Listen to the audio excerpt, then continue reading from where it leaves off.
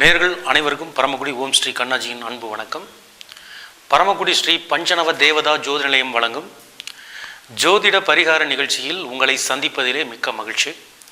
நேர்களே, இந்த நிகழ்ச்சியில் நேர்கள் பல பேருடைய சந்தேகங்களுக்கு பதில் அளிக்கக்கூடிய விதமாக இந்த நிகழ்ச்சி அமைந்துள்ளது. இன்றைக்கி யார் என்ன அனுப்பியிருக்காங்க என்பதை பார்ப்போம். இப்போ செல்வராணி அப்படிங்கிறவங்க மதுரையிலேருந்து ஒரு கடிதம் அனுப்பியிருக்காங்க. சில கடைகளில் வீடுகளில் கழுதை படம் ஃப்ரேம் போட்டு தொங்க விட்டிருப்பார்கள். அதற்கு கீழே என்னை பார் யோகம் வரும் என்று ஒரு வாசகம் எழுதப்பட்டிருக்கும். கழுதை படம் பார்ப்பதனால் யோகம் வருமா? நல்ல பதிலை சொல்லவும் அப்படின்னு கேட்டிருக்காங்க. அதாவது கழுதை படம் பார்ப்பதனால் நமக்கு யோகம் வந்து விடாது.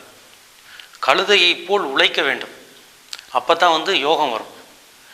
அப்போ ஏன் கழுதை படத்தை வச்சு அதை பாருங்கள் யோகம் வரும் அப்படின்னு சொல்லியிருக்காங்க அப்படின்னா நம்ம மனிதர்கள் நிறைய சில நேரங்களில் நிறைய விஷயங்களை மறந்துடும். அதை நினைவூட்டுவதற்கு தான் அந்த கழுதை படம் வைக்கப்படுகிறது. அதாவது கழுதையை பார்க்கும் பொழுதெல்லாம் நமக்கு அந்த எண்ணங்கள் வரணும், கழுதையை போல் நல்லா உழைக்கணும் அப்படின்ட்டு. இதே மாதிரி இப்போ கழுதை படம் மட்டுமல்ல, இப்போ புதுசாக பார்த்தீங்கன்னா நரி படம் வச்சு என்னை பார் அதிர்ஷ்டம் வரும் அப்படின்னு கூட நான் பார்த்துருக்கேன். ஆக நரி படம் பார்ப்பதனால் நமக்கு அதிர்ஷ்டம் வந்துடாது.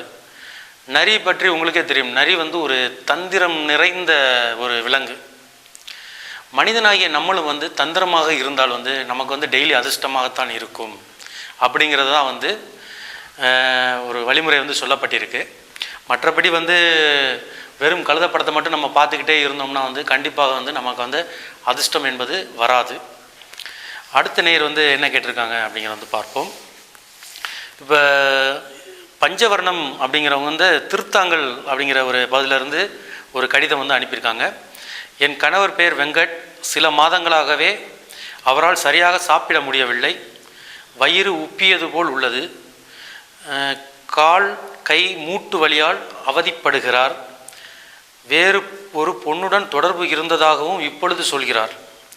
அந்த பெண் இவருக்கு ஏதேனும் செய்திருப்பாளா என்று பயமாக உள்ளது. தயவு செய்து கொஞ்சம் பார்த்து சொல்லவும் அப்படின்னு கடிதம் அனுப்பியிருக்காங்க.